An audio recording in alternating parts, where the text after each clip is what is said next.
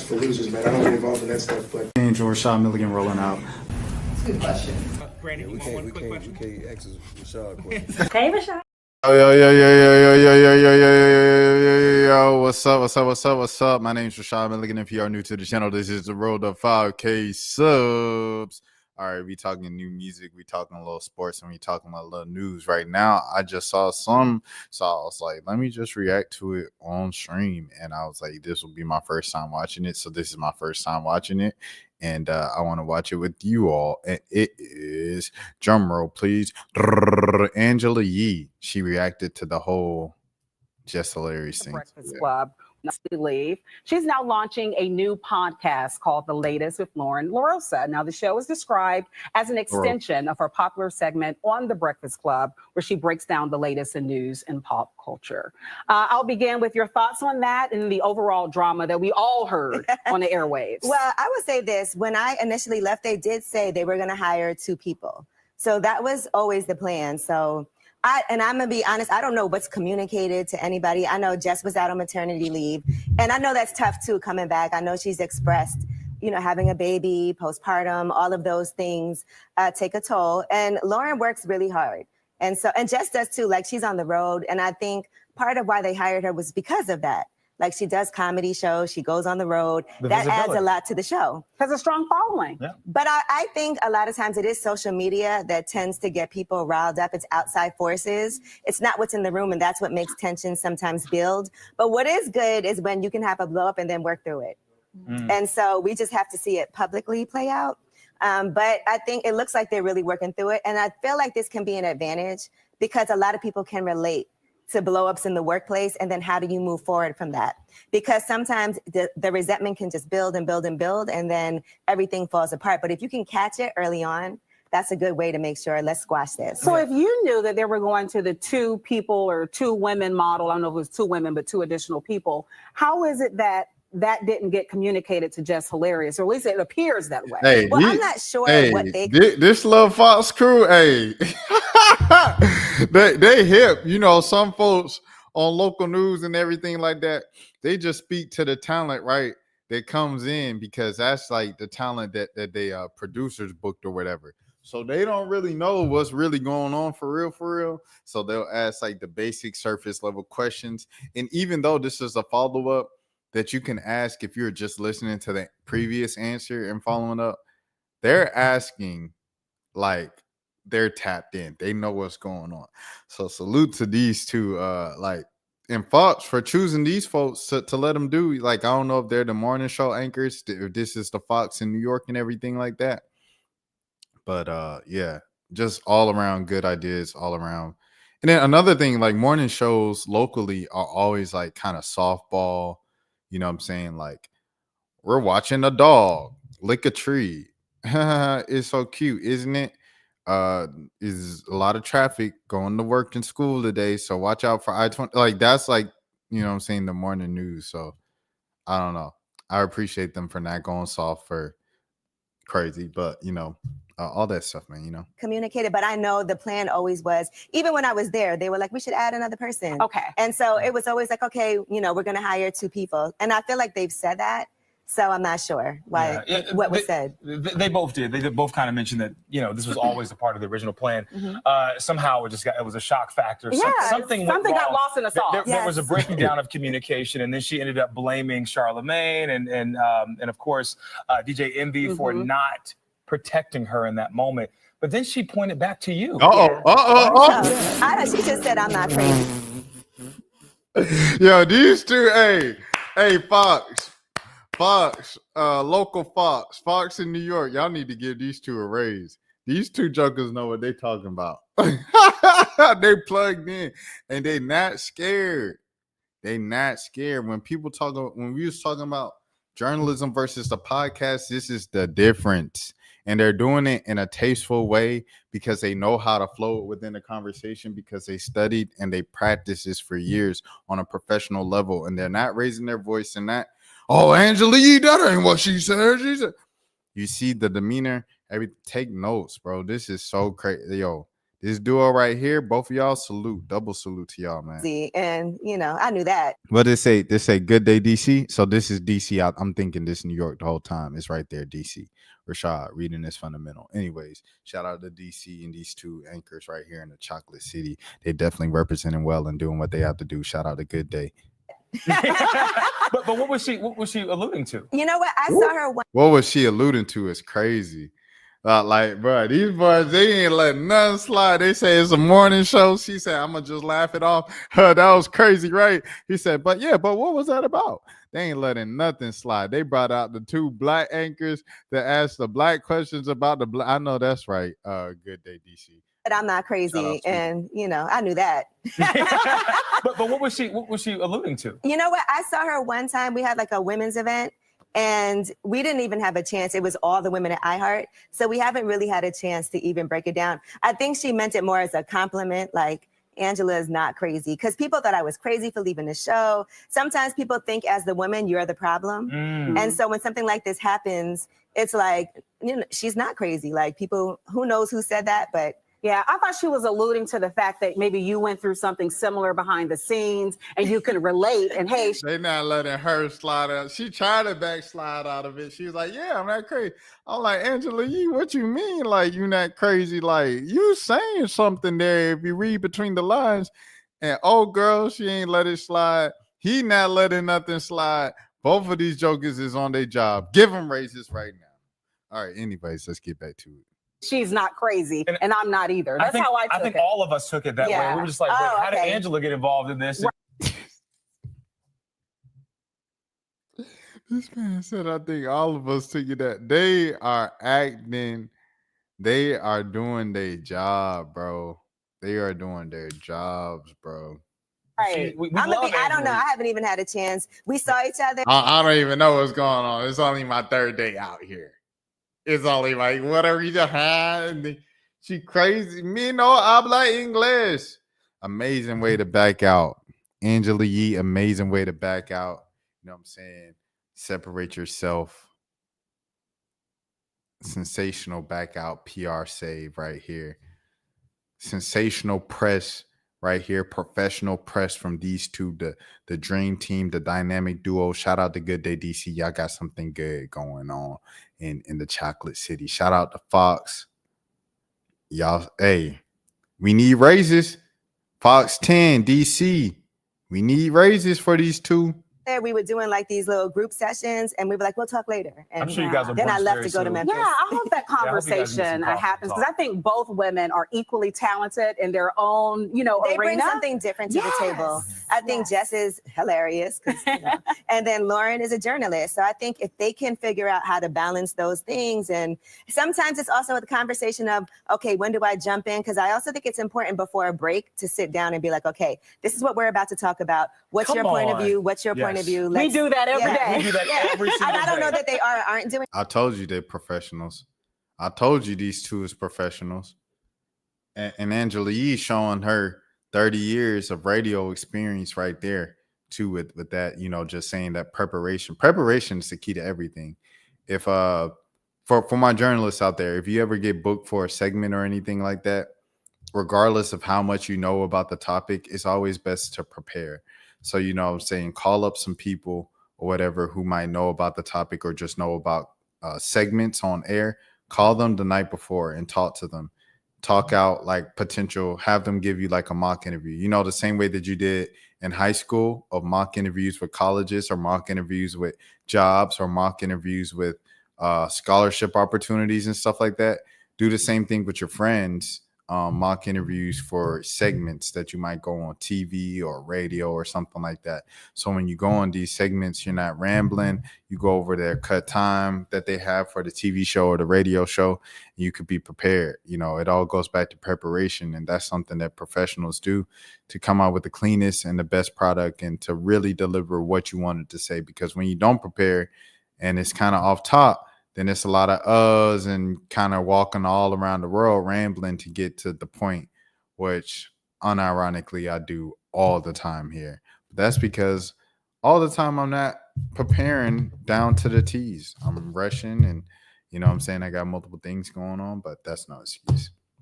Always put out the best. Always be professional. Always be pristine and clean and precise with what you're putting out and accurate. So this is just a great example of that. Shout out to Angelique and shout out to this duo right here. They definitely do the homework and work hard. So yeah, salute to them. Bring that, but I think maybe that has Shout out to my boy Phil Lewis too up there in DC. Shout out to Morgan over there at the Black Information Network. All the homies up in DC. I miss y'all. They like, when you coming back? Hey, twin, I don't know when I'm coming back. I'm gonna be out there though. I'm gonna be back in DC in the Chocolate City soon. Believe it. has to be something that's even more ingrained. But then we're collaborating and not competing. That's the difference. Yeah. And you know, one of the things that came out of this is just the conversation around, should people in workspaces, particularly two Black women coming together, should this have been done on air? Should this have been or on social media? Should this have been a private conversation? You know, I feel like on the Breakfast Club, they do like things to play out on air. And so Shade.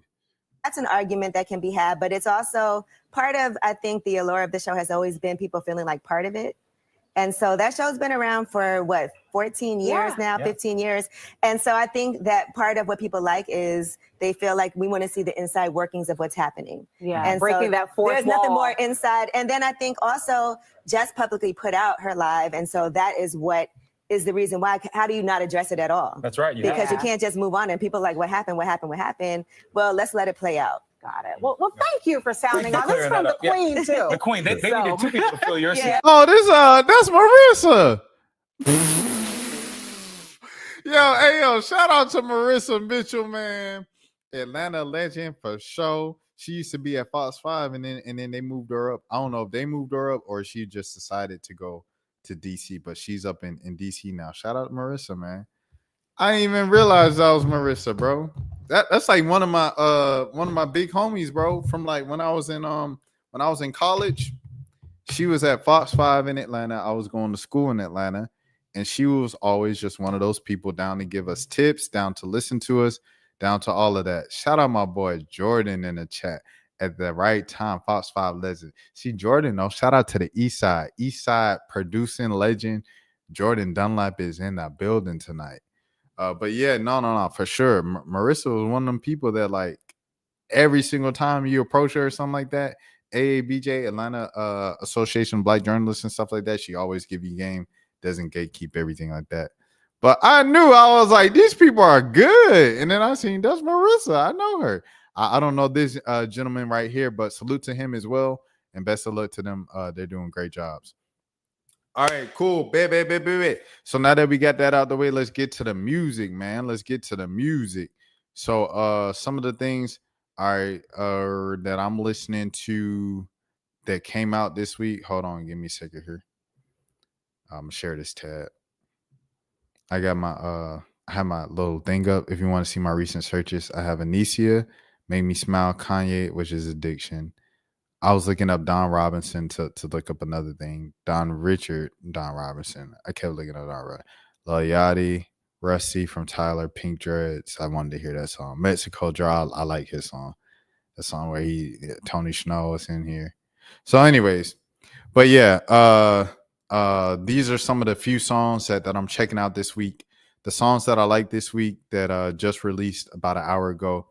Lil Sims Free. Lil Sims is back. One of my favorite rappers. I think one of the best rappers in the world, men or women, America or the UK, worldwide. Lil Sims, one of the best in the world, best MCs. She just released Free. I like that joint. It's got a message. It's a nice flow to it and stuff like that.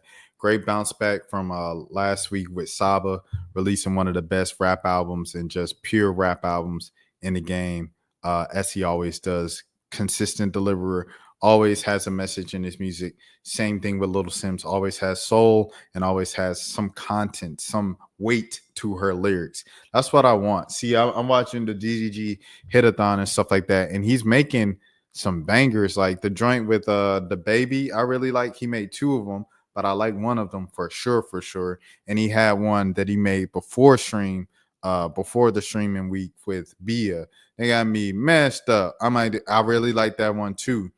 And I think it was one with maybe like Wiz Khalifa that I like this. So, you know what I'm saying? It's like 3 or 4 good joints. And DDG is obviously getting better with rapping, like his flows and everything like that. And his metaphors and similes are getting more clever and things of that sort. His bars are.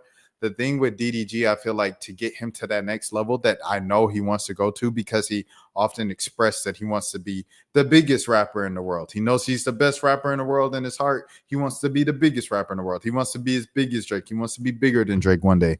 To get to that point, the content of his music is going to have a little more meaning. It's going to have to go beyond the surface. And right now he's still at the surface. And it's not like he doesn't have a story. It's like the difference between that makes Drake the way that people like him is like he can describe in a unique way luxurious experiences that he comes across as a rich man and as Drake.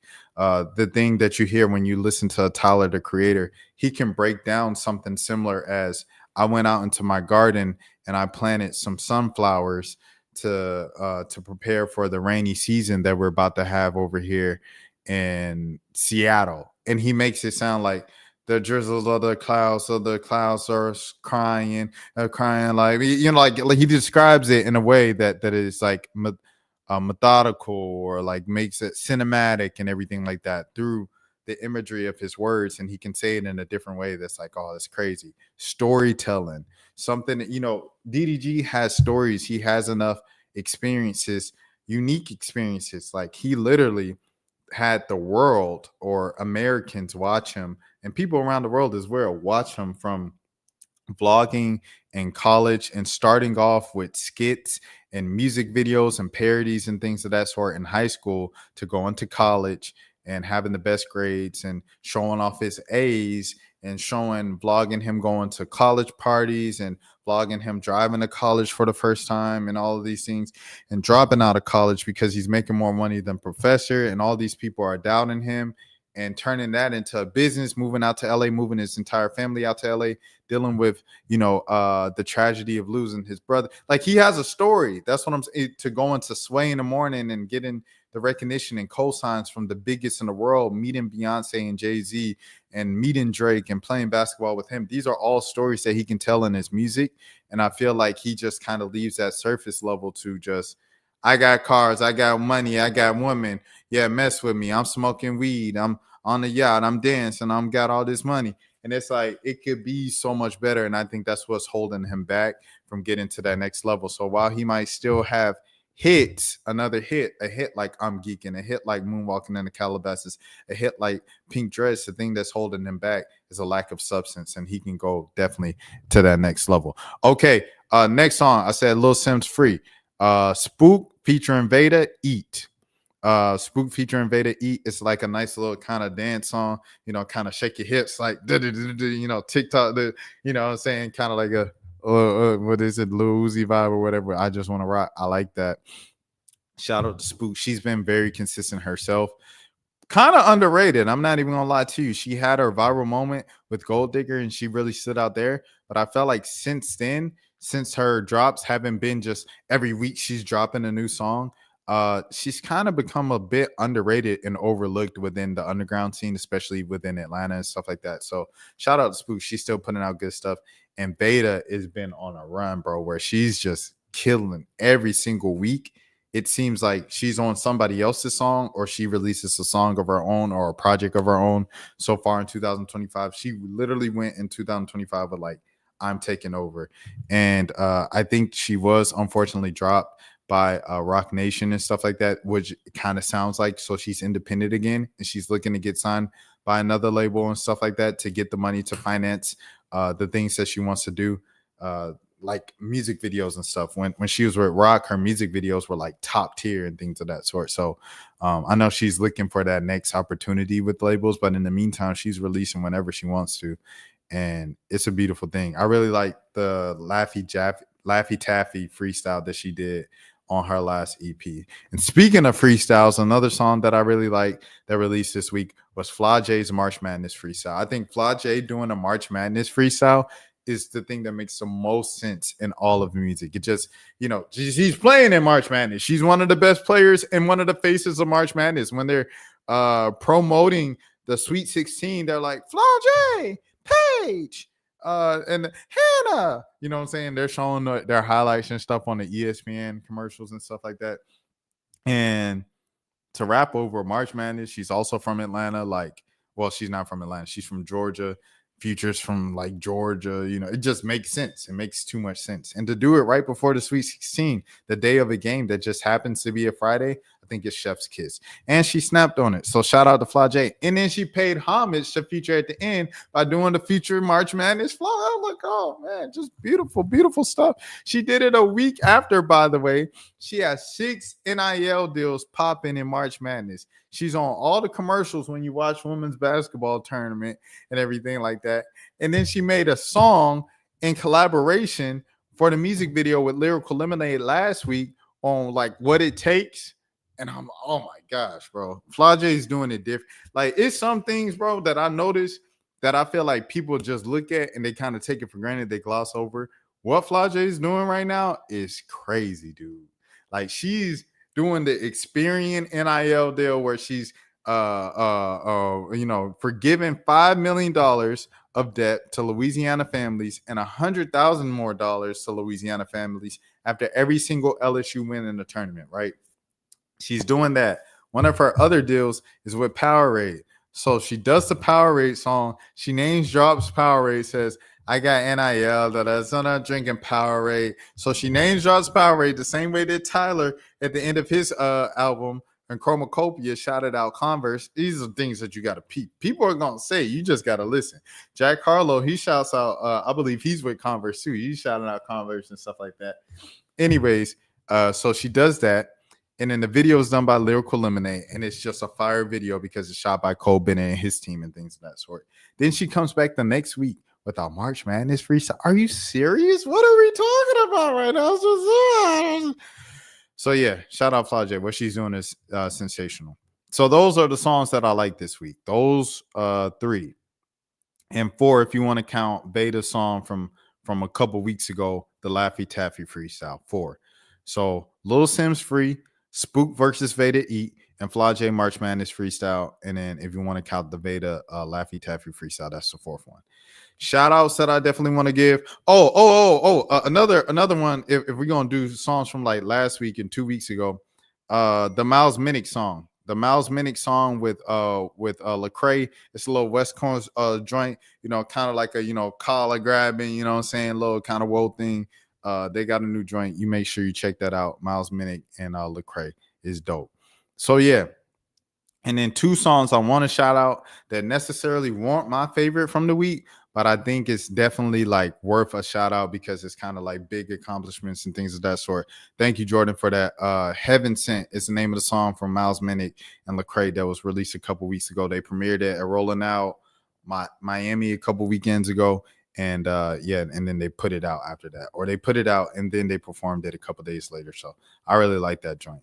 But yeah, a couple other songs that I really like. Oh, that I'm proud of because it's an accomplishment, but they're not necessarily my favorites of the week. Is Momo Boyd's American Love Song. She released it with the music video. This is Momo Boyd from, of course, Infinity Song, the sibling group, the black band sibling soft rock sibling group from Detroit. Got popping in New York, signed to Rock Nation. They also have their older sister who's now solo herself, but the rest of the band has stayed together. And now Momo has stepped out with her own solo single. I assume that she's still with the group, Infinity Song and everything like that. She's still with the band, but she's releasing a single. So the single, just to describe it for you, if you've heard Infinity Song where she kind of has the lead vocals, or if you heard their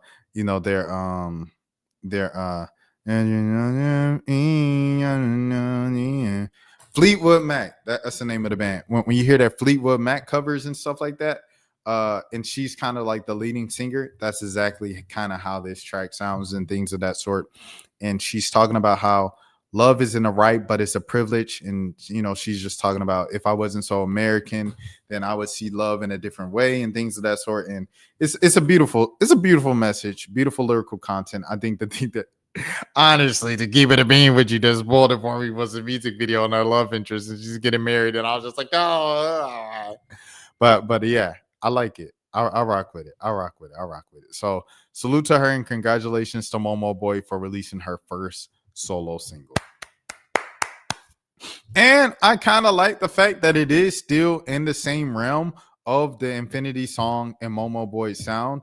A lot of people, when they go solo, like I felt like Chloe and Halle, when they first released their solo singles, they sounded nothing like Chloe and Halle.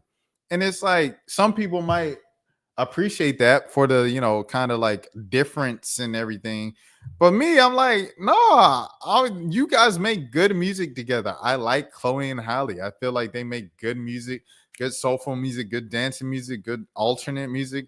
And then you just make something that's just like Chloe went like full like rap and B, and then Halle went full opera singing hall. Is what I'm saying? It was just two high extremes that I just wasn't rocking with. So I'm glad that this is in the same ballpark and the same flavor that I expect when I'm listening to someone from the Boyd family sing. So yeah, shout out to Momo Boyd on that. And then the second one is Anicia's Never Need featuring Glorilla and Caribou. And but this song has a bit of a surprise. It's hosted by DJ Drama. And I'm like, this is the first single off her new joint that's coming up, her new album that's coming up. And hearing DJ Drama scream all over this song makes me think, is Grady Baby going to be Gangster Grills? I'm like, yo, because she has even announced that Grady Baby is the name of the album. I saw that Grady Baby was the name of the album because she was talking to I think Andre JG over there at, I think he's at like Pitchfork or Rolling Stone, right? What a great hip hop artist. I mean, journalist, by the way, writer and stuff like that. And so yeah, he said, yeah, I talked to her about her upcoming album, Grady Baby, and she hasn't tweeted it or promoted it at all. So I'm like, oh, that must be the name of the album. Anyways, regardless, if Grady Baby is a Gangsta Grills, that's fire. I would love to hear how this song sounds within the flow of the project. Because like I said, the song by itself, I'm just like, Glorilla, she came as always, bro. She doesn't miss on features. She doesn't miss on verses. I think she's really paranoid from when it got quiet from her a couple of years ago, and people were starting to count her out and was like, we moved on to Sexy Red. She's shown up on every track and every verse since then, and she did the same thing on this one. Caribou, I think Caribou did a solid job. Happy birthday, Caribou, by the way. It's Caribou's 28th birthday. According to Google, she's 28. She won't say how old she is, but happy birthday to K-Booski. You are very unique and bringing a new flow and a new tone and just a new style to rap. And I feel like she don't get credit for it because there's a bunch of girls and a bunch of people that want to rap like Caribou now. They came out with the it's like all y'all was talking about this girl a second ago, and now all y'all rapping like her. Someone lying. If y'all don't like her raps, but y'all rapping like her, someone lying somewhere, you know what I'm saying? But shout out to Caribou for bringing that to the game. A lot of people, they complain about how music doesn't have any innovation or anything different or new. And I felt like her style and her just in general brought that to music and hip hop in particular. So I appreciate that. So yeah, salute to Caribou. But Anicia was just a two, her brand is the laid back, calm and stuff like that. When she performs, it's calm and laid back, and breath control is good, and she can get all the words out and deliver her words the way that she needs to without overperforming and yelling. She does all of that, but this track just felt too calm from Anicia. Like I needed like a little something more. I needed more, whether it was energy, lyrics, or anything. But when it's just these aren't the words, but it's just kind of the flow with the feel of the song. But like the never need, never need, I never need, never need. Never, like if I feel like I'm falling asleep with you on the track, like I need a little more. You get Lotto on the track, and you gave Lotto one of them ones, right, that you already had in the tuck, and you was like, okay, Lotto, you want to hear something? You want me to sing you something? I'm gonna sing you this one. And you come in, I'm to the grave, I'm a river runner. Like it's the energy is there. The Jetson made another one. The BPM is up, and you matching that energy from Jetson and a homeboy too that be working with Pharrell and all that stuff. I met him at a party he was DJing, right? in the backyard by Georgia Tech where Spook was performing, and so was David X. Shout out to David X as well. And Hemward was performing that night. Shout out to Hemward. But yeah, man, it was like you brought the energy there, and you was hungry. I could tell you was hungry. I don't want you to get too lax with this. You know what I'm saying? I'm hoping, like I said, we ain't heard the full song within the scope of the album. So, I don't want to fully judge it. But right now, I'm like, dog, I don't want to be too comfortable right now. I don't want to be too comfortable. Like, I still want that hungry Nini. I want that. I want that energy. I need that energy next time. So, yeah. Those how I feel about the new music this week. Next up, we got Justin Pearson. Now, Justin Pearson, if you guys didn't see, Tennessee state representative, everything like that, member of the Tennessee House. He went viral a couple years ago. I went up to Tennessee and stuff like that to follow them about what was going on up there when they tried to push him out the house and suspend them. It was him, Justin Pearson, and another Justin that they had. I believe his name was Justin Johnson. And they tried to push both of them out the house for like just their stances and, pretty much just being black and standing up for stuff like that they believed in. And so now they're 2 years later, they're back in some stuff. Justin Pearson's back in some stuff. So I think apparently one of the guys up there, he was saying like something about Justin Pearson taking some time away to grieve the loss of his brother, who unfortunately unalived himself. And Justin ends up like leaving from behind the podium, comes up to him, points his finger, and like lets him know, like, don't talk to my family, don't you ever do that again. And he had to be kind of like escorted away from the gentleman and stuff like that and out of the room. And people cheered for him, and other people were like, ooh. But that's the only clip I've seen so far, and that's the comments I've seen. I haven't seen anything else. So this is my first time watching it. Shouts out to E-Man for uploading this, and yeah, let's get into it. Without before someone calls the question. I appreciate the conversation and discussion, because that's what democracy requires. Our participation, our questions, our conversation, our discussion, not just the end of debate, because you don't want to hear something. This bill is to repeal permitless carry. In our state, we have had this since 2021. And since this bill has been passed, against the will of our chiefs of police, against the will of our sheriffs, we have seen a sad increase in the number of homicides and suicides as well. When this body repealed the permit requirement to conceal and carry a handgun in most public spaces, gun deaths have increased. And I saw some folks here from the Tennessee Firearms Association, a leader there, John Harris, said, if you want to carry a gun for self-defense in Tennessee, go get the permit. 59% of Tennesseans disapprove the 2021 bill, and we are continuing to live with the ramifications of the decision of two lackadaisical attitude and legislation related to guns and firearms in the hands of people who should not have them.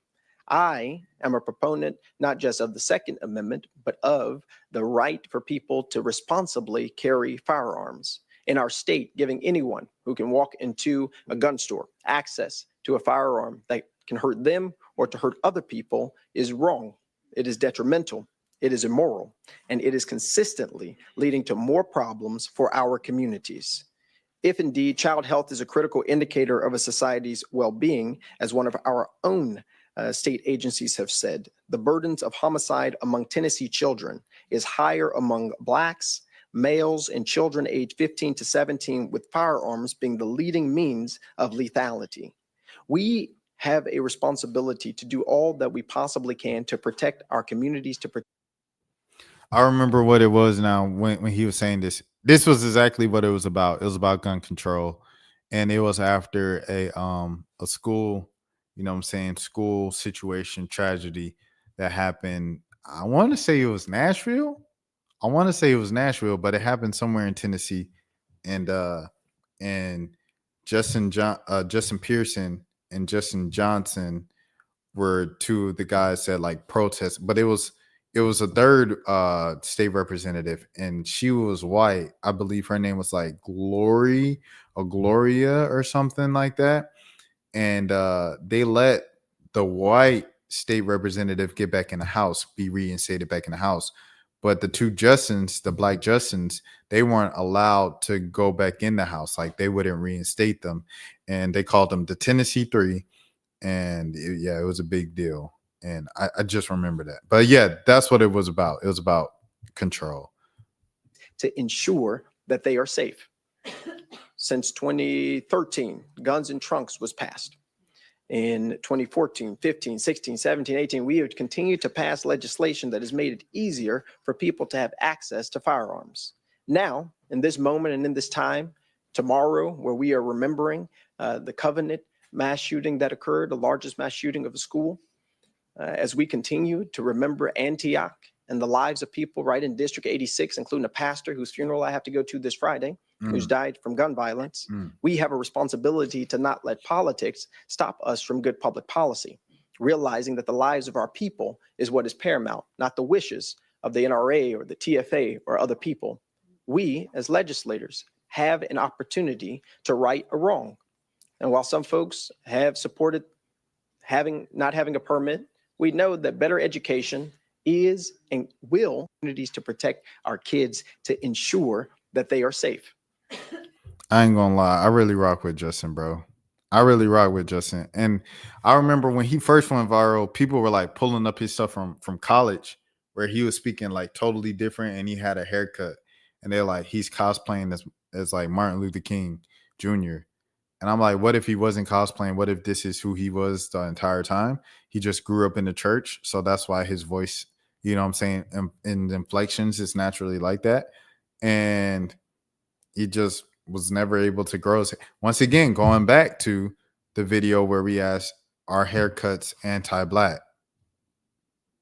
So, yeah, you know what I'm saying? He didn't confirm to this thing. Anyways, let's keep it going. Comes. And if you're an economics person, financially, with the revenues from the permits, over $11 million will be coming back to our state. We have a moral obligation to do what is right. And this law has not, at any moment or any time, helped to improve the safety of any person living in the state of Tennessee. And so I implore you, care for our kids, care for our communities, care for our families who are suffering because of bad laws and bad legislation that put the voices and the ideas of a few over the lives of millions of Tennesseans. We need to do something about the gun violence epidemic. We have the power to do something about the gun violence epidemic, and we don't just have to offer some empty thoughts and prayers. We can do something. And now is the time to do it. And I will continue to advocate for that because I believe in it. Personally, from our family's own experience to the experiences of too many people in our district and in our community who are suffering from the lack of good laws and good regulation. I know a lot of people who own firearms and want for responsible gun ownership to happen with responsible education as well. You don't have to throw out responsible gun ownership in behalf of the Second Amendment. Thank you. With that, I renew my motion, Mr. Chairman. Thank you. Chairman Farmer.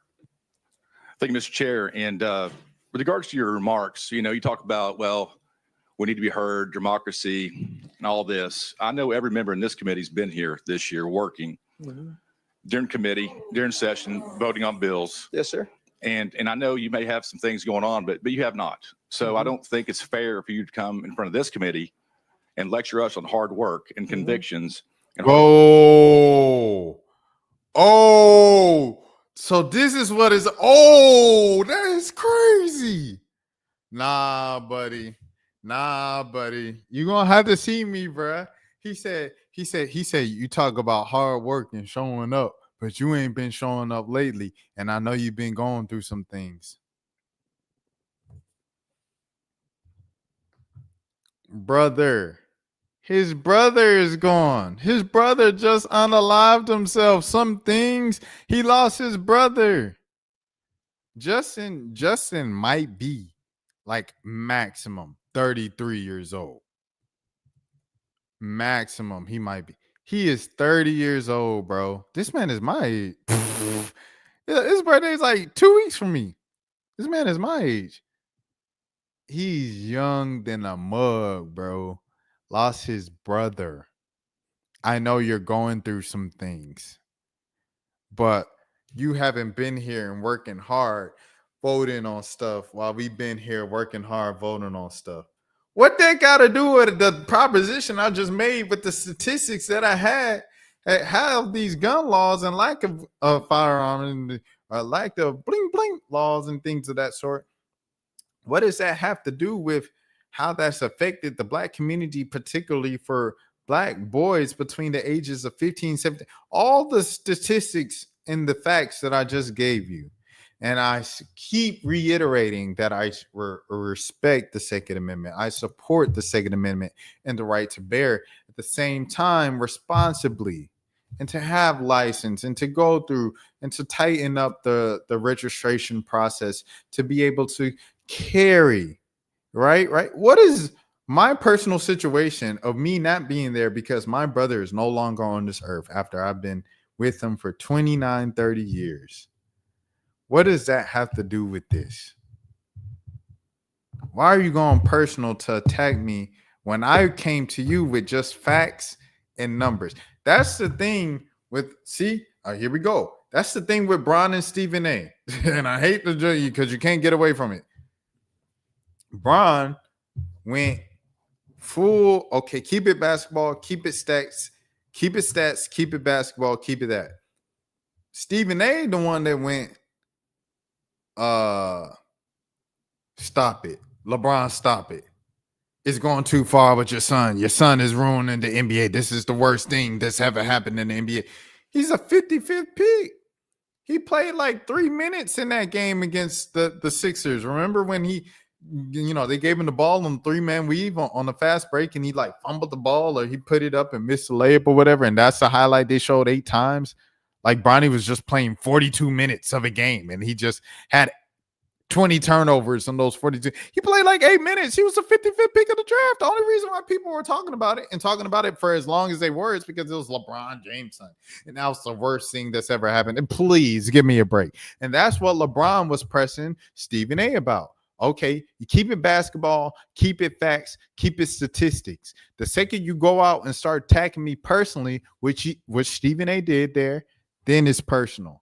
And that's exactly what Justin Pearson did right here. Okay, keep it facts. If you don't agree with me, respond with facts. Respond with facts. Respond with the policies. Respond with the constituents. If you're representing the citizens of Tennessee and your district, they keep telling you, no, you can't take away my right to bear. You can't take away my right to bear. And some people, it's just easier to get it this way. And we always want to get, if that's it, right? If that's the case, stick with that. Don't go, oh, I know your brother is gone and you've been dealing with some things and you ain't been around, but you can't just come up in here saying we ain't been working hard and you ain't been working hard. You can't do that. We can't do that. You got to stick to what it is, bruh. So, yeah. Hey, I ain't going to lie, bro. I'm rocking with the more and more I see with Justin Pearson, bro, the more and more I rock with bro. Like, he was talking at the Atlanta town hall at the gathering spot before the general election in November. And he was speaking on behalf of the left and the Democrats.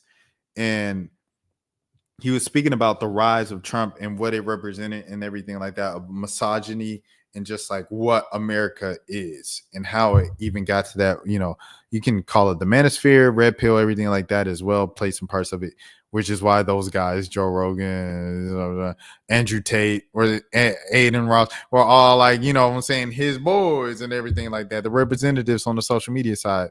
But anyways, I'm going on a tangent. Let me watch. Work for our committee. Mm-hmm. So when I understand where you're at and what you're doing and why, but at the end of the day, we've been here working. Mm-hmm. We've been on the House floor voting on bills. I rock with Justin, bro. I'm rocking with Justin. I'm not even gonna lie to you. It's not a lot of politicians that I just rock with out front. I don't know if it's because he's my age and he's not giving up and he's still full of hope. He's young. Lead to better outcomes. I rock with buddy. And if you're an economics We're on the House floor voting. Hold on. person financially. Okay, it's this one. Okay. Here we go. We've taken the tough questions. We've taken the tough votes. Yeah. And we're doing so. Mm-hmm. So I don't think it's fair for you to come here and lecture this committee on hard work when we've been up here doing the hard work. Mm-hmm. Thank you, Mr. Chair. Thank you, Chair Doggett, and thank you, Chair Farmer, for your comments. They incense me Mm. They make me very, very angry. Mm. Very angry. Mm. Not just because of the lack of regard, Mm. but the disrespect Mm. and the same denigrating tone that you used on the state house floor when the vote to expel me happened. It's disrespectful. Hey, It's hold unbecoming, and it's on, bro. beneath. Hey, hold on, bro. I ain't gonna lie, bro. I'm not gonna lie to y'all. Ain't nobody paid me, ain't nobody influenced me, ain't nobody nothing. And this isn't a conflict of interest because I do not cover Tennessee state politics. So don't even, he disrupted. I haven't felt this way about a politician. I don't know if I ever felt this where I'm like, yo, I'm locked in with what bruh's saying in a long time, bruh. I'll rock with Buddy, bro. Justin Pearson, keep doing your thing, my brother. And the thing with Justin, it's like the craziest thing they tried to get him with was like he cosplaying as MLK. Like they should at least Buddy ain't going TikTok doing the at least you gotta pop out and show it. Like it ain't no gimmicks. It ain't no, you know what I'm saying? Some people might say, okay, the MLK thing is a gimmick, whatever. If that's the worst thing that you can get from Buddy, bro, and he ain't doing no rap song talking about Tennessee, go out and vote. And he ain't trying to get us a vote, and he ain't next to Beyonce in the video talking about go vote. Like, I'm rocking with Buddy, bro. He really about his business, and he stand on business, and he stand on principles, and he stand on empathy, bro. And he stand on humanity, bro. In politics, you're supposed to serve the people and represent the people. And a lot of people, they get that power, they win the election, and they forget it. I feel like Justin, he's still young. He's still young, but as of right now, he hasn't forgotten humanity, who he's representing, the people, everything like that, every step of the way. And I'm rocking with bro for that, bro. I'm rocking with bro for that, bro. I literally have so much respect for this young man, and I know I'm glazing. It is what it is. But I'm going to continue the video. I respect this man. The standard of a person who's supposed to represent in the Tennessee House of Representatives. It is a pathetic excuse for you to not answer the question of why we are doing nothing about the gun violence epidemic than to personally attack me. But let me explain to you what I have been doing, Representative, since you asked. My brother, Temperance Darnell Pearson, one of the loves of my life, passed away from gun suicide on December 1st of 2024. And since that happened, it shattered my family like gun violence has shattered so many families. Shattered my nephew's lives, my mother, my father, my other brothers who are remaining. I buried my brother. I planned for his entire funeral. My fiance made his obituary. I made sure that he was taken care of, even in death. That's what I've been doing.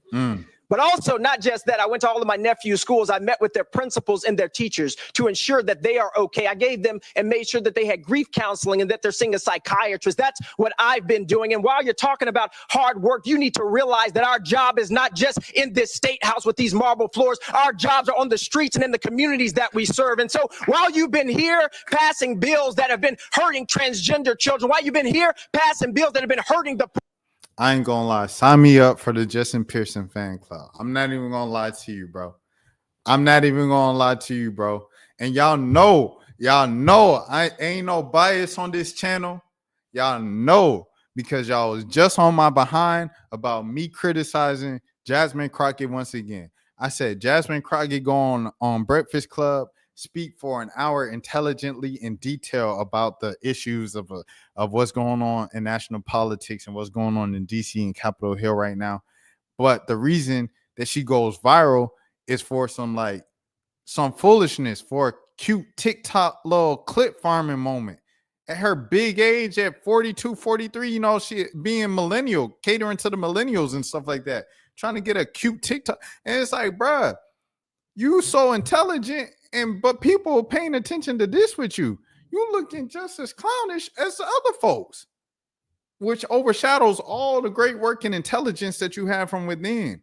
Why can't black politicians just be smart black politicians? And when I see Justin Pearson, like I said, some people want to, he's cosplaying as MLK. I'm going to keep going back to that because that's the main thing that I hear with them. But if that's the worst thing, and it's not some like he playing like a tap dancing like a coon or something like that, or trying to, you know what I'm saying? This is a state representative representing Memphis. I ain't seen him next to Glorilla, trying to get Glorilla to get him to co-sign his anything, bro. He doing this just straight off what he's there to do, which is represent the people and do his job, bro. And I rock with Buddy, bro. And he, come on, man. I rock with Bud. I rock with bro. I'm with Justin Pearson all the way, man. For sure. Hey, Justin, if you or your team are reading this, y'all need me. If y'all need to put me on the little press list, anything that you got going, anything, bill, something that you're trying to pass in Tennessee, bro, email me. I got y'all, bro. I'm not even gonna lie to you. I got you, bro. 100%, bro. I'm rocking with you and I'm rocking with the movement because you stand on business and you about your business as a smart, intelligent, young black man. And there he goes, right there. Let him know. Yeah. I'm pulling up on you. Yeah. Throw some respect on my name. Yeah. I'm rocking with Buddy, bro. I'm rocking with Buddy.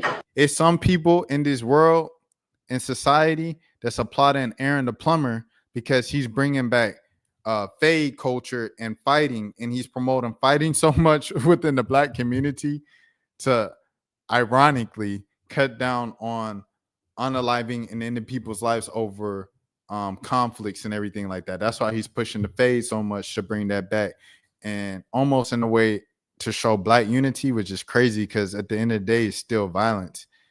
This type of confrontation and this type of standing on business, and he look at him. He trying not to act shook. Boy, I want to call you a name. I'm not even gonna lie to you, but I'm gonna keep it professional, brother. But everybody that watching this, if y'all want to call them names, if you're watching this right now, call them names in the comments. We on that. Feel me? But anyways, I'm rocking with bro 100%, bro. This intelligent young black man, and he, you know what I'm saying? I'm rocking with him.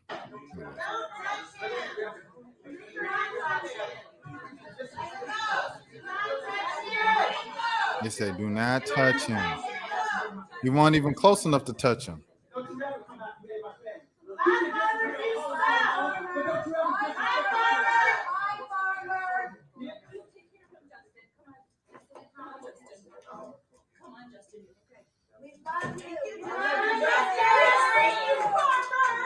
I'm rocking with bro all the way, bro. Like I said, anybody on your team watching this, I might reach out to him myself. Say, just put me on the media list, bro. Just put me on the press list, bro. Anytime you need anything publicized, anything you working on, anything, if you just want to do an interview and chop it up, bro, and just let me know from your perspective or anything that you got going. Anybody trying you in the state of Tennessee, we not going. Hit me up, bro. I'm rocking with what you got. You know what I'm saying? Hey, keep doing you, bro. Keep standing on business. You holding the crown well, King. All right, cool. So now that we did that, I guess it's a crazy hard transition, but we're gonna get into a little basketball, man, and we're gonna do it like that. All right, cool. So let me see a good I'll pull this one up. All right, so Tanaya Latson, man, we're gonna talk about the transfer portal a little bit. We got some big names in the transfer portal, 3 to be exact, early on. Tanaya Latson, Cody McMahon over there at Ohio State, the forward, and then Keomi McMiller over there at Rutgers. So those 3 young ladies, they're in the transfer portal now. Tanaya Latson, she's from Florida, military baby, so she moved all around the United States, but she went to high school at Westlake in Atlanta, and she was in the backcourt with Raven Johnson. And then at AAU, she also played with Malaysia Fulwiley. So there's actually a story that happened today, that dropped today, on what would it be like with the South Carolina players, on how they would feel about reuniting with Tanaya Latson next season. So I guess this also insinuates that Raven Johnson's not going to the draft this year. She's going to stay for next year. And this was written by Lulu Kissin. So shout out to Lulu Kissin over there at the Greenville News, part of USA Today Network, my former employer. Gannett, shout out to Gannett. Hold on. Okay. Shout out to Greenville. I had my old sports editor used to work at Greenville and things of that sort. Romando Dixon. Shout out Romando Dixon. I believe he's in poor area right now, Illinois. Okay. Could Don Staley add Tanaya Latson, South Carolina players recruit nation's top scorer in a portal? Birmingham, Alabama.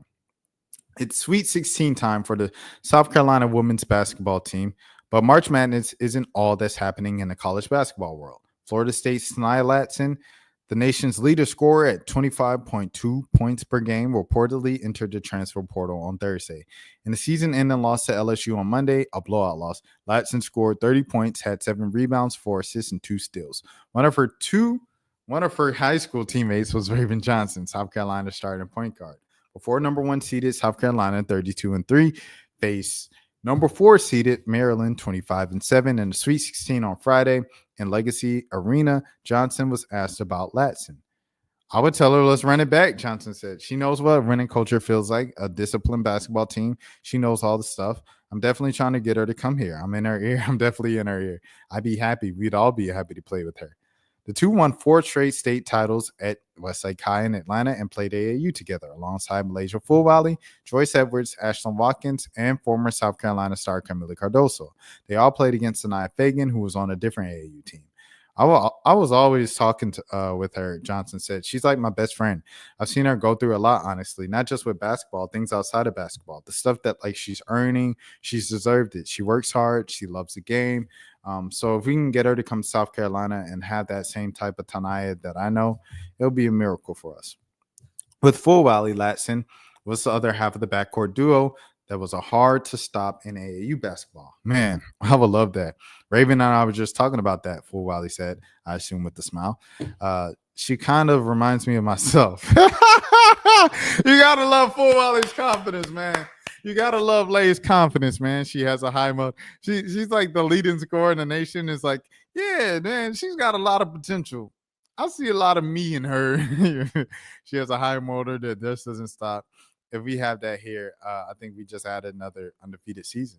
I communicate with her with a lot more than I communicate with anyone else. I just give her props. I see her doing a good job leading her team, the country, and I tell her good job. So shouts out for sure. And shout out to Lulu for this story, putting it together. But man, when you're looking at the big three right now in the portal, Cody, Kiyomi, and Tanaya, I think it's looking like Tanaya might go to South Carolina. I know Ole Miss and Coach O said, I ain't hard to find. I'm shooting my shot at anybody in the portal. So she's going to go hard. And you always look at LSU, especially like how they came in the portal a couple of years ago, hitting hard and coming away with 2 home runs, and Anissa Morrow and Haley Van Lith. And even before then, before that super transfer portal year, getting Landon Angel Reese out the portal from Maryland was huge for them. So the portal's always a big thing for Kim Mulkey and things of that sort. And I expect her to land one of these big names. I don't know who's is going to be, but she's going to get one of those big names.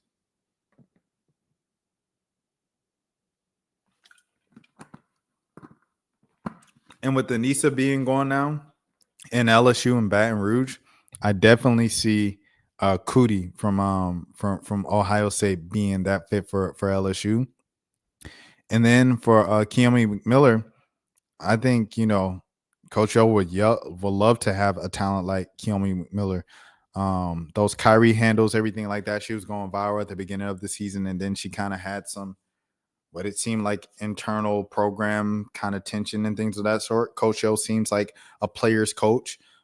She works with the players well. We've never heard of any friction with her players. I know Shakira Austin, she was saying, all the coaches in college, they just leech off of you. That was kind of like the closest thing that might have even been a shot at Coach O. But it was probably just to Brenda Freeze, because I've heard some things about Brenda Freeze in the past from other former Maryland players and things of that sort, like Lexi Brown and other players that leave and stuff like that. But Coach O seems like a player's coach, and she seems like she could work with Kiyomi and really speak her language and get the best out of her on the court in terms of talent at Ole Miss, because I think my dogs, Kennedy Todd Williams and and Maddie Hayes, I think this is it for them. Or Madison over there, I think this is it for them. I think they're seniors, all their eligibility's out after this year because they've been there for a while. So definitely she could use some of that fresh energy of Keone Miller and kind of use her as like who we're going to build around. So that's where I see those three going. Those are my predictions for right now. And next topic, we zooming through the topics now. This was something that that Joel brought up on Twitter, and I've also seen other people just talk about it. And they were saying like it's a dark hole that you can go down when you see like women athletes, female athletes, and just them being kind of more prone to ACL injuries. So this is from the National Library of Medicine, National Center of Biotechnical Information, and the NIH. So yeah, with that being said, let's get into it.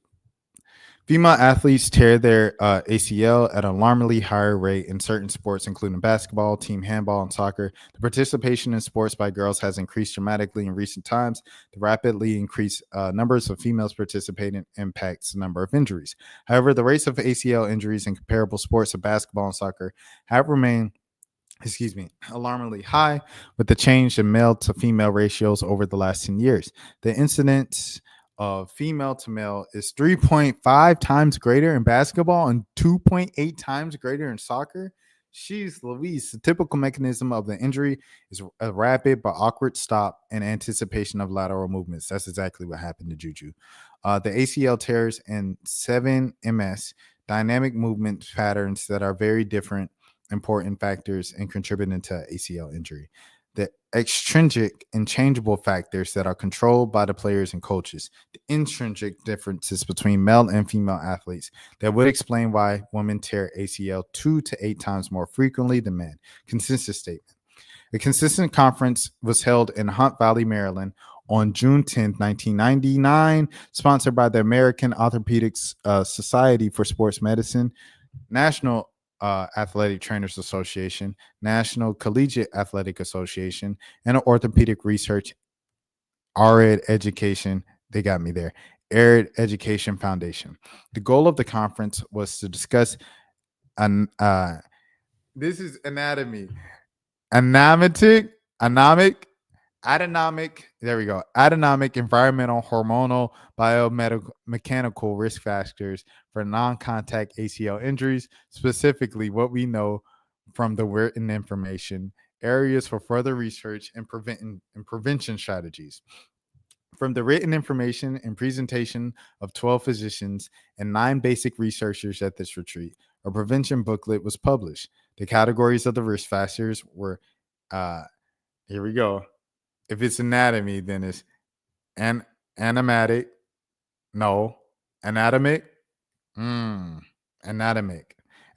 environmental, hormonal, and biomechanical. Neuromuscular factors appear. Non-contact ACL injuries appear in deceleration, cutting, or changing directions and landing. Prior to the injury, non-grip, dynamic body movement, and perturbation. Oh, Lord have mercy. Perturbation events are usually observed. With this, quadriceps activation during eccentric contraction is a major factor in ACL injury during the wrist maneuver. Anatomic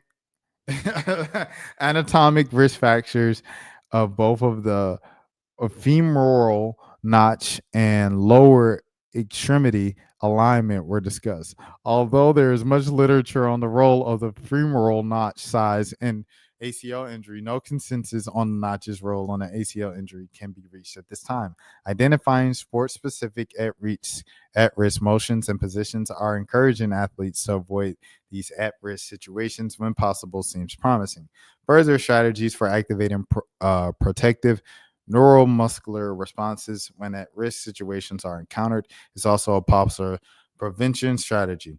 There is a need to improve public and participant awareness for the risk of ACL injuries and the possibilities for prevention. We need to continue to define specific neuromuscular, proprioceptive, and motor control factors associated with ACL injury. Although specific predicative and protective factors are determined, training and prevention programs should continue to be implemented, assessed, and improved. From the Consistence Conference, a monograph of prevention strategies have been published. Hormonal. Sex hormones have effects on numerous organs, as evidenced by changes during menarche and menopause. Estrogen, proestrogen, relaxin, and other sex hormones have cyclic effects. There is no consensus of the scientific community that sex hormones play a role in the increased incidence of ACL injury in female athletes. One must understand the hormonal activities during the cycle and hormonal effects during the cycle. In 1998, Wojcicki et al. Reported on a series of 28 women who were found to have ACL injuries than expected during the ovulatory phase and fewer injuries during the follicle phase at the p-value of 0.03. Wow. That's interesting. That's crazy. That's crazy. However, reevaluation of the data led to the discovery of the results that were not statistically significant, but only showed a trend. More recently, they have reported that on 69 females with an acute ACL injuries,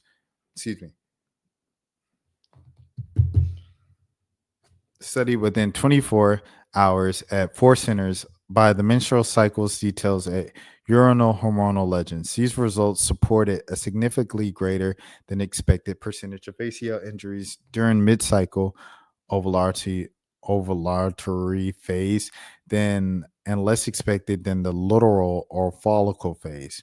They also reported that oral contraceptives reduce the rate of ACL tears in the ovulatory phase. However, no recommendations are being made to modify practices activity level or place females on oral contraceptive pills in the face of these results. In the follicle phase, ACL injuries have been reported reported higher rates of ACL injuries 1 week before menses and just after menses. This is crazy. Slaughterbeck and Hardy also found higher ACL rates before menses. Anatomic differences. Oh, let me see the chat. Okay, The lower extremity static alignment and measurements have been not predicated on ACL injuries. 12 authors frequently slate that the female has a wider pelvis than the male. However, females have narrow pelvises. Horton and Hall found that males with a greater hip width by 3 centimeters and longer femoral width by 5 centimeters, the ratios of hip width to femoral width were about equal to 0.7 in males and 0.77 to females. Ratios appear to be more important in measurement than the absolute width. Femoral notch. An ACL size and orientation determines that the width and the shape of the femoral notch. Regardless of gender, smaller notches have been associated with increased rate of ACL injury. Most authors report that a smaller ligament is housed in a smaller notch. However, they also use measurements from Japanese knee cadavers to determine ACL cross-sectional area as it relates to notch dimensions. The small notch knees did not have thinner ACL in them. They also reported by a magnetic resonance imaging notch width index between sexes were not statistically significant. With adjustments for body weight, the size of the ACL in girls was found to be statistically smaller than boys. The question remains on whether or not a smaller ligament is more apt to fail. It remains unknown whether a bigger ligament is stronger. There are conflicting data of significance in WI differences between men and women. Such studies have demonstrated that there are no gender-related differences in NWI, whereas other studies have shown that there is a difference between male and female subjects. The reason of the increased injury rate in women remains unclear. It is probably caused by a complex interplay between multiple variables.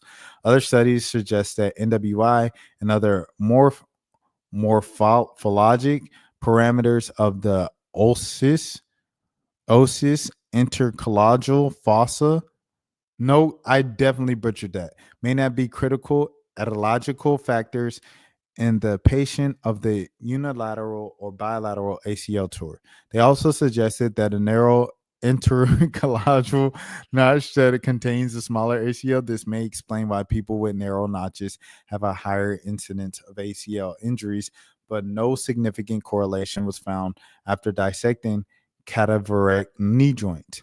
They also evaluated 100 high school basketball players by MR imaging. They found no correlation between ACL notch size. This suggested that the size of the ACL cannot be predicated by the size of the intercollateral notch. These data indicated that a narrow ACL might be with, okay, so it pretty much just seems like they don't know if women have smaller ACLs usually, but they can't confirm that that means that you're going to be hurt more. Gender differences in neuromuscular activation patterns have been reported to contribute to ACL injury. Compared to males, female found to be less effective in stiffening their knee. Maximum contraction to the knee muscular significantly decrease in the anterior tibial translation in men and women comparing to relaxed contracted states. However, the percentage of knee stiffness was significantly higher at the P equals 0.003 level in male percentages and to females. So it's like, okay, so they're saying men might have stronger knees and hamstrings. Men have bigger knees, but the hip width and the femur the femur to hip ratio might have a thing to do with it. The number one thing that really got me though was the hormones. I had no clue, bro. It's like if you're on your cycle, like you're more prone to tear your ACL. That's crazy, bro. That's crazy. Physical movement classes should occur very early in life, teaching children to land safely and in control, similar to the cry or get down, stay down routine heard in youth soccer. Similarly, specific strength training programs can address landing as well as foot movements during cutting in basketball. The thing that Mason Cam were saying on It Is What It Is was all the players don't wear high tops anymore. All the basketball shoes are low tops now. And since they're low tops, a lot more players are hurting themselves. Like, I think D Rose was even wearing a low top Adidas when he initially hurt himself and stuff like that. And I think, with awkward landing and foot placement and stuff like that on the court, maybe high tops will help a little more. So we might see a transition back to the high tops. I know that Paige did some different kind of like technology when she came back to ensure her health, particularly with her legs and things of that sort. And this worked so well so far this year. And we hope that it continues to the postseason. So, yeah, I think the biggest thing that I got out of this was just, number one, the hormone thing. I had no clue, bro. Had no clue. But I hope they continue to study and figure this thing out and protect. Number two, I hope they continue to figure this thing out so female athletes can, perform at the same rate that male athletes can perform at. So yeah, there's that. Next one. We got a lot tonight. Breaking national. Rapper Glorilla ended her St. Louis show concert early after multiple fights broke out in the audience, according to fans. And she said it's embarrassing. Here we go. It's embarrassing. Rapper Glorilla ends concert early after multiple fights break out. Rapper Glorilla ended her St. Louis concert early after multiple fights broke out in the audience, according to fans. Tiffany Thompson, who wrote this, Kimberly Donahue, and the Gray News staff. Shout out to Kimberly for sure. And shout out to Gray News. They offered me a job about 2017. I'm a big fan of Glorilla, she said. I love her music and her latest album. Thompson said the night was great into after the intermission. Glorilla stopped her dance break as a fight broke out in the crowd. Video circulated on social media shows the fight breaking out multiple times throughout the course of the concert, with Glorilla pausing the show each time. Thompson said her group decided to cut the night short after a few fights happened. We were actually leaving after the third fight broke out because we sensed that it was not going to stop, she said. Not long after Thompson's group decided to leave, she said Glorilla made a similar decision. We got to end the show, St. Louis. There's another bleeping fight. Glorilla can be heard saying on video, I love y'all. I don't want to do this, but we got to put safety first. I love y'all, St. Louis. Thompson said she felt humiliated, and that was the impression that the artist got from the St. Louis area. It's embarrassing because we have people who come here, and this is how we act, she said. I teach, so I felt like she was a teacher where she was like, okay, one more time, and then I'm leaving, and then they continued to fight. She seemed a little bit upset. The factory's website lists several rules for guests at the venues, including no abusive, foul, or disruptive language, no fighting, taunting, threatening remarks, gestures, or harassment of any kind. The site does not list the consequence for those who break those rules. Thompson said she attends a lot of concerts and has never experienced an incident like what happened on Monday. Most recently, I went to Lil Wayne's concert and there were no problems or anything. We saw the whole show through. Of the factory's protocol, she said she did not see much security and I didn't see a lot of staff either. Thompson says she hopes those involved with the fights learn to behave at live shows. Come to a concert to have a good time. We're not here to fight. Keep your beef or whatever at home. But people pay good money. We dress up. We want to have fun, and we don't need the extraness. That's real. KMOV reached out to the factory multiple times with several questions, including what happened to those involved with the fights, and if its concert goers will be refunded since the show ended early. KMOV is still waiting to hear back. Chesterfield police told KMOV that security from the factory and police officers working secondary handled the matter, and it's believed that several people were escorted out the venue. It is not to believe any arrests were made. Like I said, I reacted to the fight that was at the Glorilla concert in Atlanta, and I told my story of going to an early Glorilla show at a club in East Atlanta and how there was apparently a bling bling outside like shortly after the show because some dude was arguing with the security guard outside and he had bling bling a security guard, and the security guard is now no longer with us. And it's just something that really messes up Glorilla's money. It's kind of cute at first of like, yeah, I got real ones to show up to my show. You might have to fight if you go to my show. But then it turns into, okay, promoters and venues are going to stop booking me because they look at me as a threat. They already look at rappers as a threat, especially of particular backgrounds that present themselves a certain way and their music presents themselves a certain way. So this is just continuing to mess up the bag and potential bookings and more money and more venues from Glorilla in the future. So I definitely hope that this stops expeditiously in the name of Glorilla just wanting to work, bro. So yeah, like the lady said, leave all the extraness at home, let people have a good time, and let the artists make their money because you're ruining the brand and you're ruining our money right there. All right, next thing. Browns. They're reportedly pushing for Dak Prescott. And also there was a little birdie that was in town. Dun, dun, dun. Kirk Cousins. Salad with a double chicken never fails me. Oh, he moving like he popped.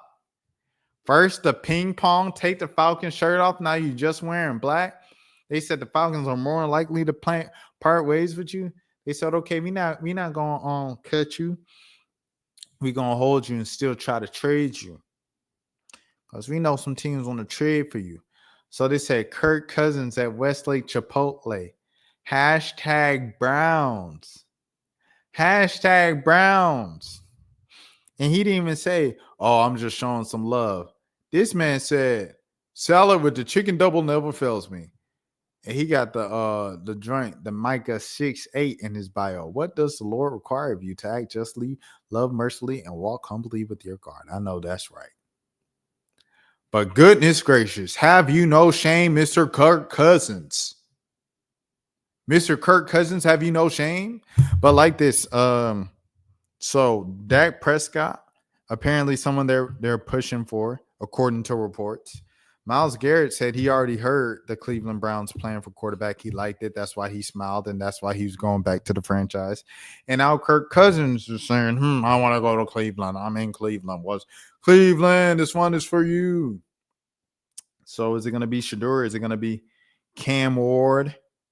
Or is it just going to be Kirk Cousins? Or is it going to be Dak Prescott? I don't know. We'll have to figure it out, but we'll see. We'll see what happens here with the Cleveland Browns shortly. The draft is in less than a month.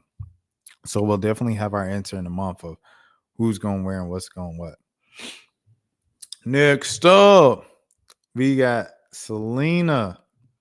Selena, the woman who unalived Selena in 1995, has been denied parole once again. Why did you think you can get out 30 years later? When I'm out of town, I be tripping. Come on, what are we doing? Houston, the woman convicted of unaliving Tejano music legend Selena Catalina Perez has been denied parole after spending decades behind jail for fatally shooting the young singer at a Texas motel in 1995. I hate her. He running around like he Pac. She running around like she Pac. She a hater. The state's parole board announced on Thursday. Yolanda Salvador will continue to serve her life sentence. Her life sentence. That's right. You about to lose your job. You about to lose your job. Keep sitting behind those bars 30 years and counting. 100 bottles of milk on a wall. 100. I feel like that's going to help you pass your time more. At the prison in Gatesville, Texas, after a 3-member panel and the Texas Board of Pardons and Paroles voted to not release her. We've seen the Selena movie too much, and J-Lo did too good of a job. Sit your behind in that prison cell. What you talking about? You ain't getting out. I had another joke, but I don't know if I want to go there.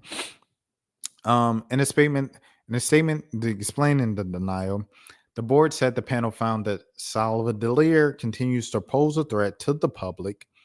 Shout out to NPR, support public media. Posed to the threat and safety and the nature of the crime indicated that's a conscious disregard for life, safety, and the property of others. I know that's right. Shout out to Sweetie. Her case will be eligible to be reviewed again for parole in 2030. When I'm out of town, I be tripping. I be 5 years. Hate to see it. I don't know what can happen in 5 years. I think 5 years, you got the end of this presidential term, so a lot can change in 5 years. We'll see. We'll have a whole new president then. The singer, known to make her friends, simply known as Selena, was one of the first Mexican Americans to make the jump into the mainstream music scene. It was on the verge of crossing over into the English language pop market before she was unalive. Salvador founded Selena's fan club and has been a manager. She was a fan. Well, that's the story, right? That's the whole reason why it's such a big movie, because it was like your fan did this to you. Parasocials.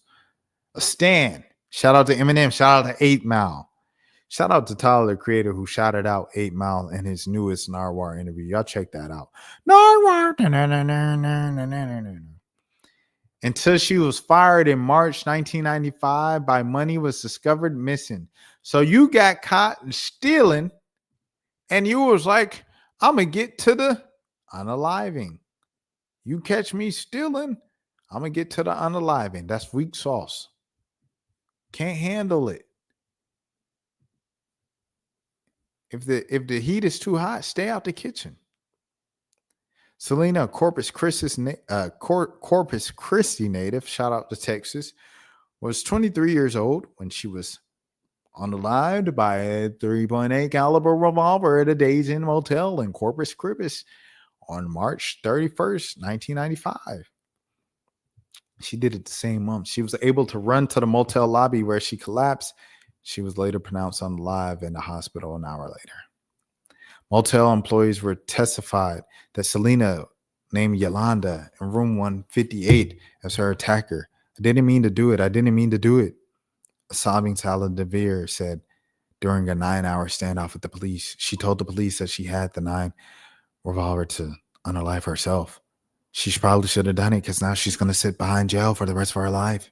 Prison, actually. It's worse than jail. How about them apples? How about them Cowboys? Hate to see it. More than 50,000 people lined up to view Selena's body the day before she was laid to rest in Seaside Memorial Park on April 3rd, 1995, just 13 days before her 24th birthday. Salvador's trail was moved to Houston because of publicity surrounding the case. Salvador testified that she intended to unalive herself in the confrontation with Selena, but the gun misfired. Huh? How about you sit down and think about how long you misfired, huh? On October 23rd, 1995, a jury in Houston convicted Salvador. Dang, that was quick. A first-degree unaliving. She was sentenced to life in prison with the possibility of parole after 30 years, and she did it. And guess what? You got to wait another 5.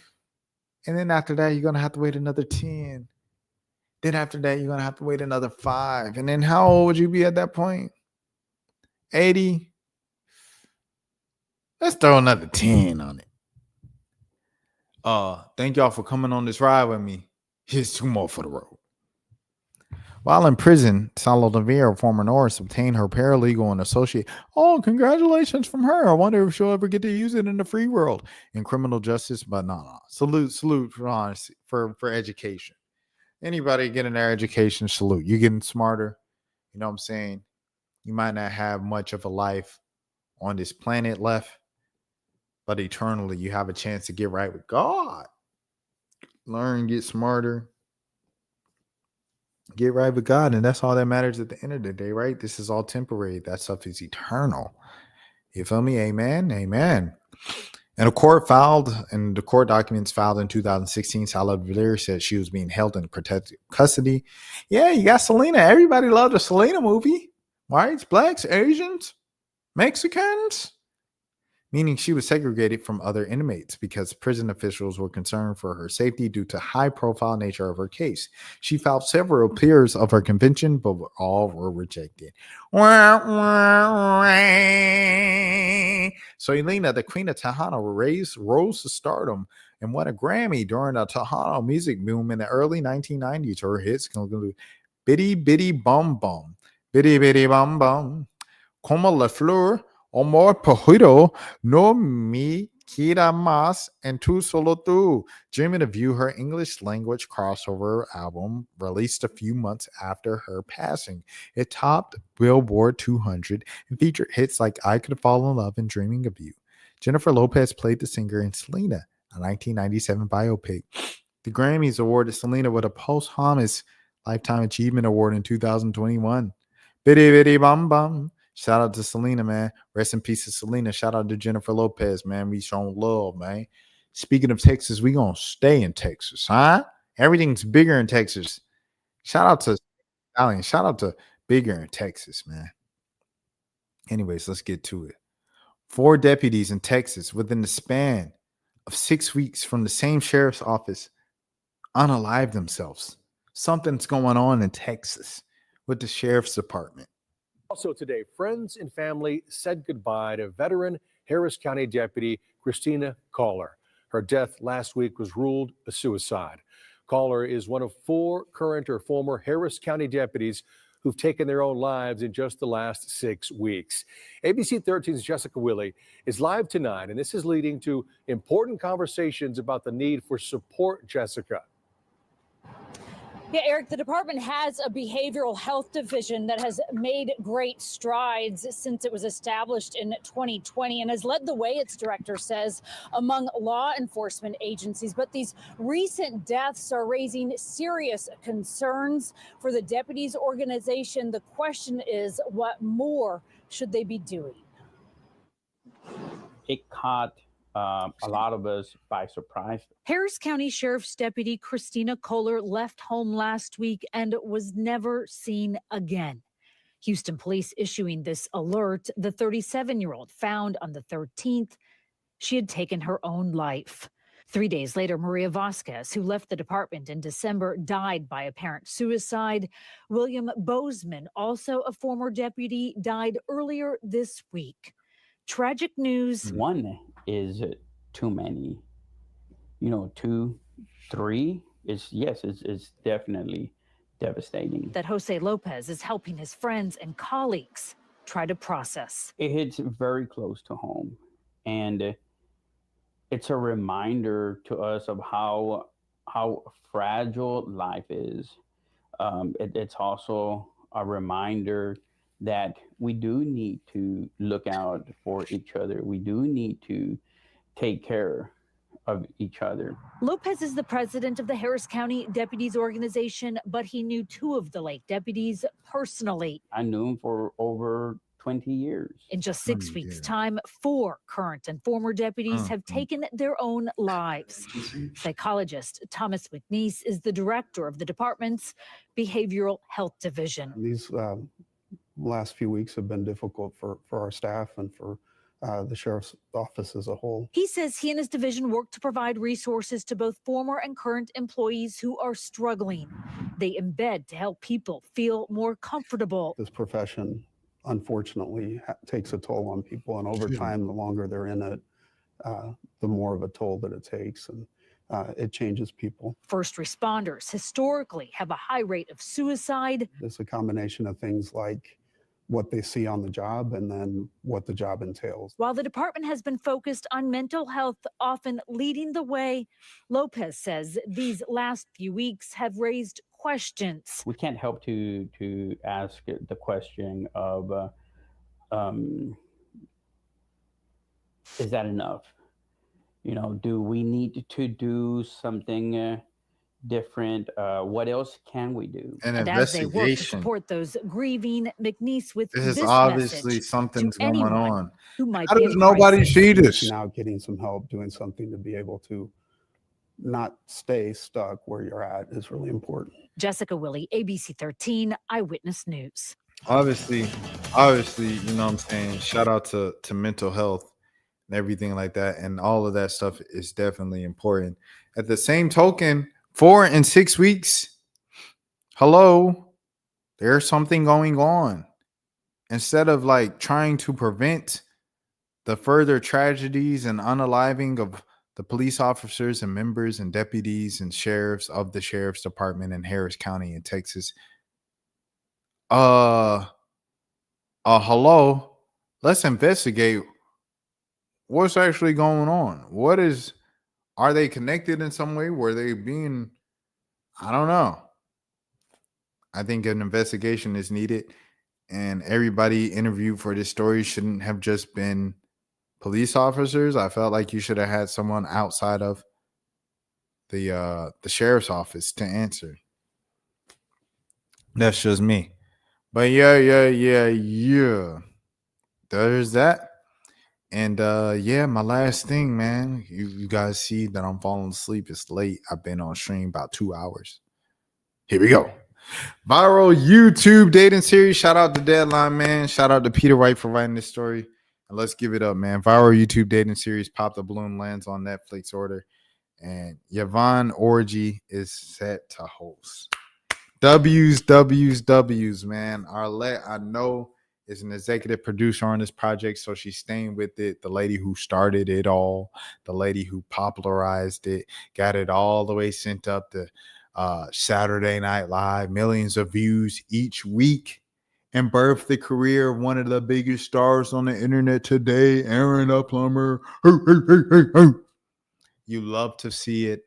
Arlette, congratulations to you and your husband. And congratulations to Miss Yvonne as well. Shout out to Insecure. Real Christian, you know what I'm saying? She's standing on business. I rock with her. The same way I was saying I rock with Justin Pearson standing on business. I rock with Yvonne for standing on business of her beliefs and staying true to that and her moral high ground. I appreciate it. Pop the Balloon is a viral dating series that has been sent up to Saturday Night Live. The Arlette Amuli created series, which began on YouTube, will now get its own live version on Netflix. The streamer has ordered Pop the Balloon Leave, and a reimagined version of the digital series, which will air every Thursday at 8 p.m. on April 10th. Excuse me. That's my brother's birthday, too. That's my boy's birthday, not my actual birthday. I don't have an actual birthday. In the dating experience, singles test their chemistry while trying to keep their balloon intact. As collections and form and tensions rise, one thing will remain certain. When your balloon pops, so does your shot at love. The Netflix version will be hosted by Insecure star Yvonne Orji. Amuli and her husband, Beulah Matundo, have a run of nearly 50 episodes of Pop the Balloon or Find Love on our YouTube channel, which has scored over 100 million views and a lot of money. The Netflix move and the deals, what she do, the fits be from where she be Fashion Nova. So she getting the Fashion Nova bag and the YouTube ad revenue money bag. And it's like millions and millions of views guaranteed each week. And she uploading them once a week. 50 times. If one video is making 100,000 and you got 50 of them, let's be real now. Hold on, I'm gonna do that right now. Pocket watching in the building.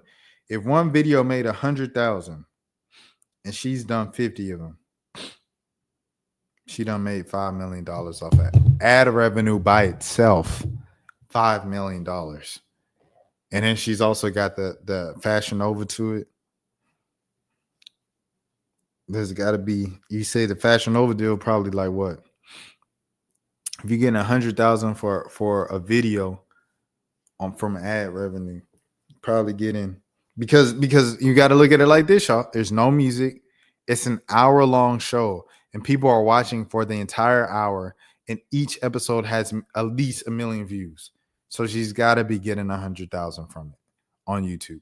So if you're getting 100,000 from ad revenue on YouTube from it, you're probably taxing at least 25K for the brand deal. So say it was 25K on the low end, right? So you got 5 million, 25K times 50, 25K times 50. Well, I'm gonna do 25K. 25K times 50. That's $1.25 million. Add that with $5 million, and you get a Lord have mercy. You get $6.25 million. I don't like the way your shoes look. Huh? You say you got a kid? Oh, I got a kid too. But I don't want a woman that got a kid. Oh, I just didn't like the way that your demeanor stood when you had your shoulders rolled back. And your face is not really my type of face. Your face is a little more ugly. And I like a little more cute faces. $6.23 million, bro. Oh my gosh. And now the Netflix deal for 10 live episodes starting on April 10th. Hold on. Let's go back to it, shall we?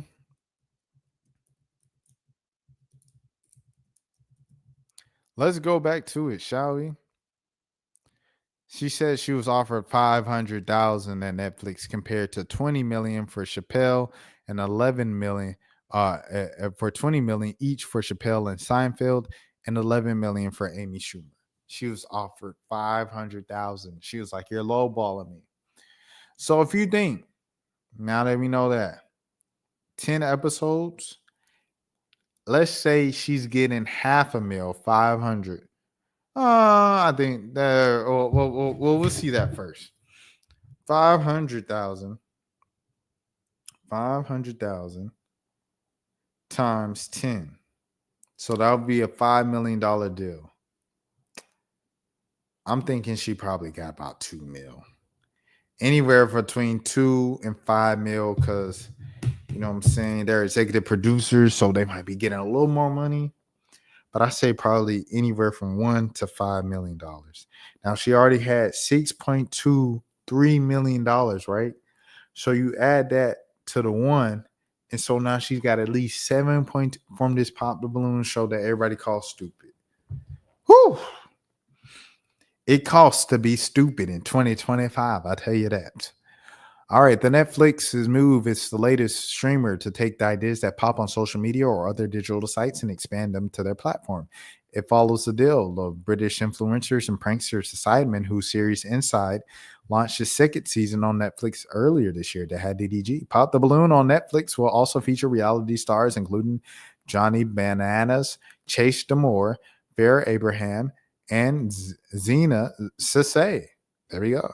It is produced by Sony Pictures Television Sharp Entertainment. Sony, you definitely getting some money, which is behind TLC's hit record franchise. TLC's hit franchise 90 Day Fiancé. Executive producers include Matt Sharp, Dan Adelaide, Bonnie Biggs, Ellen Rakadama, Bula, Baloya Matondo, and Emily. We're thrilled to see Pop the Balloon take on new life at Netflix. From day one, we kept the love and the fun at the heart of the show, and watching it evolve and soar beyond our wildest dreams has been truly exciting. Executive producers, we're proud to support this next chapter and can't wait for both new and longtime fans to experience. Yvonne is engaging, witty, and authentic, and we're looking forward to her serving as the host of this reimagined version at Netflix, said Amali and Matundo. Congratulations, big dubs in the chat for the married couple. for A, just being married, but B, getting deals like this done, man. I have some more stuff, but to be honest, I'm halfway asleep and I don't want to give you no halfway performance. So if you are new to the channel, as always, I'm Rashad Milligan. Please take care of yourselves. Have a great day. Have a great night. Have a great morning. Have a great afternoon, evening, whenever you're watching this. And until next time, just know I care for you. I appreciate you so much. I hope this was a beautiful distraction. If you had any distractions that you need, just put this on for a couple minutes, any of these segments, and forget whatever's going on. I hope all that will be well with you and your days will be prosperous and full of sunshine and light and optimism. Until next time, I'll see you around. I'm Batman. No, I'm Adam Spider-Man. Shout out to That steps for losers, man. I don't get involved in that stuff, but. Angel Rashad Milligan rolling out.